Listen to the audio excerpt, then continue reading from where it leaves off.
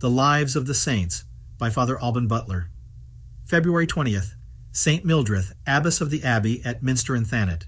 Ermenburga, pronounced Ermenburga, otherwise called Domneva, was married to Merwald, a son of King Penda, and had by him 3 daughters and a son, who all consecrated their whole estates to pious uses, and were all honored by our ancestors among the saints. Their names were Milburg, Mildred, Mildgaith, and Mervyn.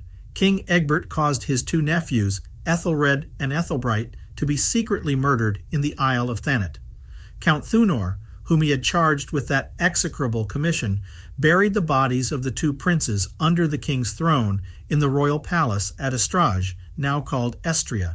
The king is said to have been miraculously terrified by seeing a ray of bright light dart from the heavens upon their grave, and in sentiments of compunction he sent for their sister Ermenburga, out of Mercia, to pay her the Wergild, which was the mulct for a murder, ordained by the laws to be paid to the relations of the persons deceased.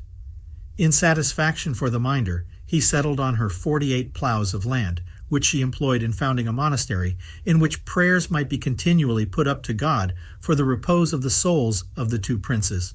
This pious establishment was much promoted by the king, and thus the monastery was founded about the year 670, not 596, as Leland I and Speed mistake. The monastery was called Menstry, or rather Minstre, in the Isle of Thanet.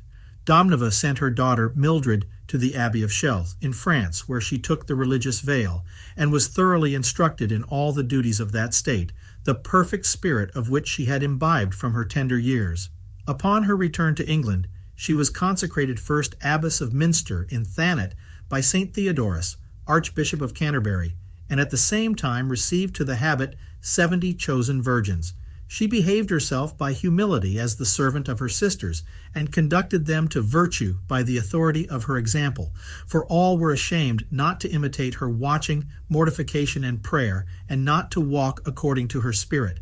Her aunt, Ermenburga, served God in the same house with such fervor that after her death she was ranked among the saints, and her tomb, situated a mile from the monastery, was famous for the resort of devout pilgrims.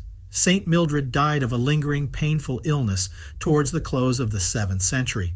This great monastery was often plundered by the Danes, and the nuns and clerks murdered, chiefly in the years 980 and 1011.